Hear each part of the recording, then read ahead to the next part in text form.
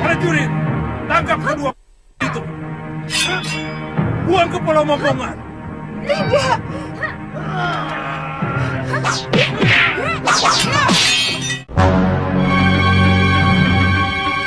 Melanjutkan episode sebelumnya, di mana Suliwa yang berniat ingin mencari Dinda Sintiawati yang dibuang ke Pulau Momongan. Lantas, kini ia pun telah disekap di penjara bawah tanah akibat kelicikan Demang Kalapati, penguasa pulau tersebut. Hingga Kalyana Tantri selaku cucu Demang Kalapati yang merasa simpati terhadap Suliwa pun berniat menolongnya, walaupun sempat dihadang oleh para penjaga, guna membawa sebotol ramuan agar terhindar dari binatang yang berbinasa, sembari berkata kalau mereka akan dieksekusi menjelang subuh ini.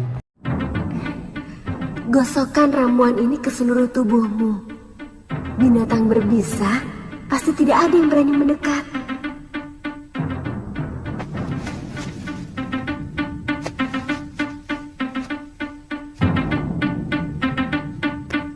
Yana Tantri, jangan bilang aku datang kemari. Baik, Nini.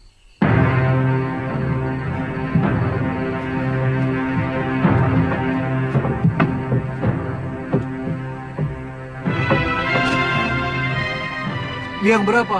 4. Oh.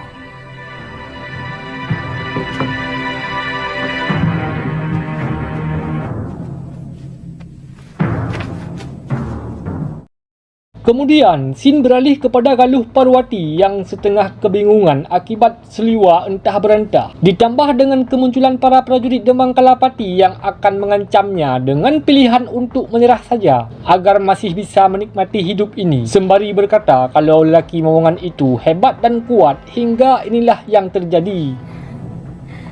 Boleh juga.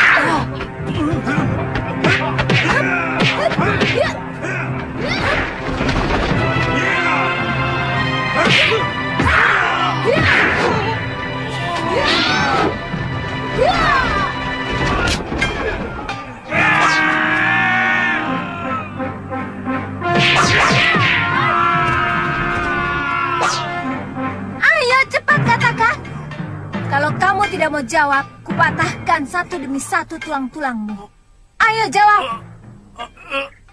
Gombal bodol. Katakan. Iya.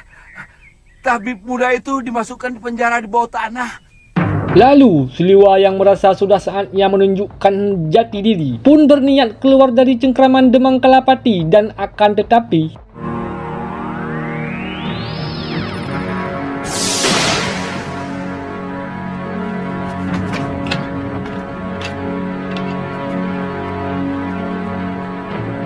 Jangan berlagak jago di sana. Biarkan kami tetap di sini.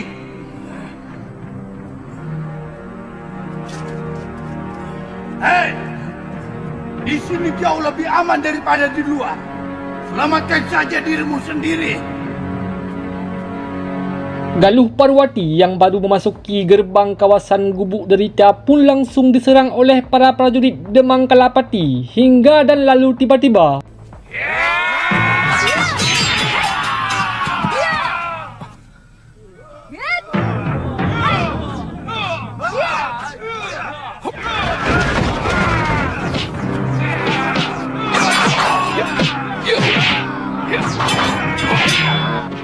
Benar-benar luar biasa anak muda itu.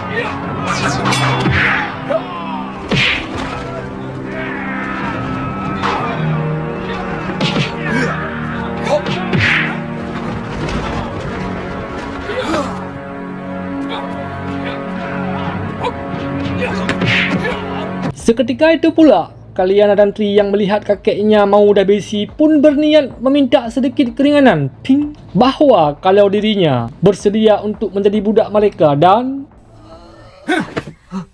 Baik. Kalian semua saya ampuni. Tapi mulai sekarang, kamilah yang menguasai pulau ini. Kami? Kami dari perguruan Sugalu. Aku Putri Empu Mahsyura. Dan dia adalah murid utamanya. Aku mencari ibuku. telah dibuang dengan hukum yang semena-mena. Lalu, Paman Kalyana Tantri pun berkata kalau dirinya pernah mendengar bahawa Adiaksa Sedayu mengirimkan 3 orang hukuman dan akan tetapi sampai saat ini belum pernah sampai di pulau. Hingga besar kemungkinan kapalnya telah diserang oleh badai karena bulan-bulan ini terjadinya musim barat. Peng peng. Perintahkan seluruh rakyat Tuan untuk mencari orang yang terdampar di pulau ini. Baik, Dewi.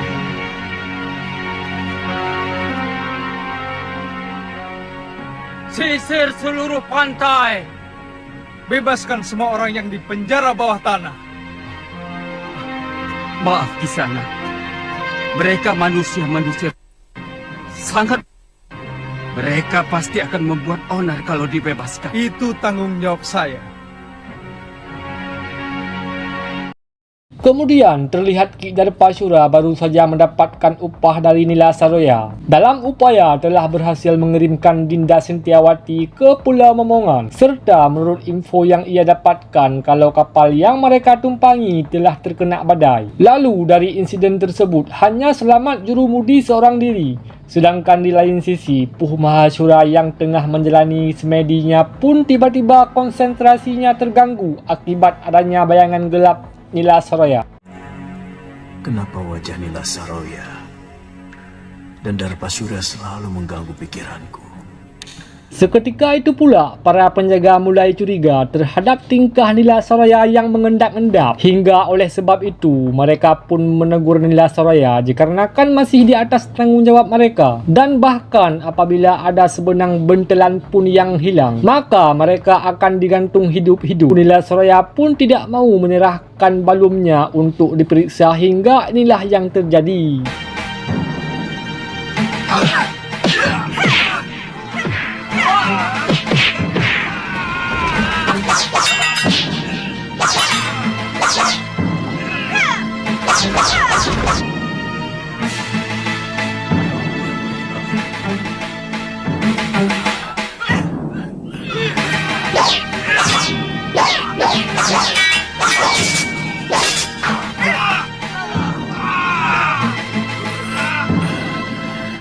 Sedangkan di Malwapati, para temenggung dan pati mulai protes akibat rakyat tidak ada kebanggaan sebagai penduduk Malwapati. Dan bahkan mereka cenderung menjadi bangsa yang rendah harga diri disebabkan dengan tidak adanya Prabu Angling Dharma. Hingga Brahma Suara pun mengatakan alangkah baiknya tahta diambil kembali oleh Gusti Batik Madrid lantaran para rakyat sedang berambang-ambing seperti ayam hilang anduknya. Gusti Patih jauh lebih berhak untuk menjadi raja.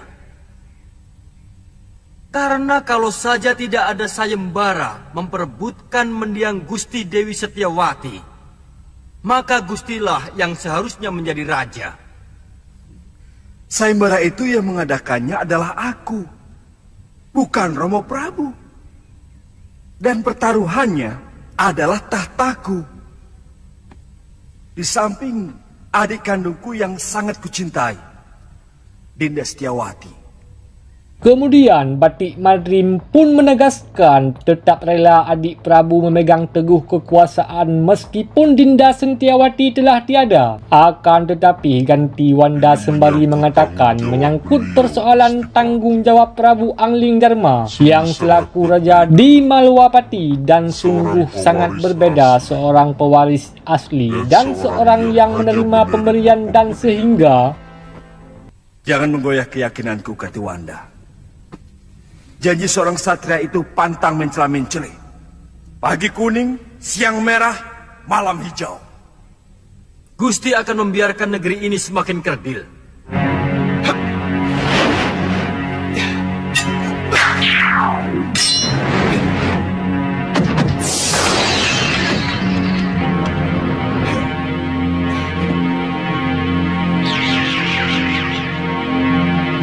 Para pati pun memberi salam kepada Sang Prabu yang muncul tiba-tiba, akan tetapi berbeda dengan Batik Madrim yang ingin meluruskan bahawa adik Prabu adalah orang yang memiliki sopan santun, sedangkan caranya datang bersembunyi-sembunyi seperti maling. Hingga Sang Prabu pun menegaskan awalnya memang ingin memberi sebuah kejutan kepada mereka, akan tetapi setelah mendengarkan pembicaraan mereka hingga tak bernafsu lagi. Dan lalu Batik Madrim pun masih menyaksikan keberadaan sebagai Prabu Angling Dharma.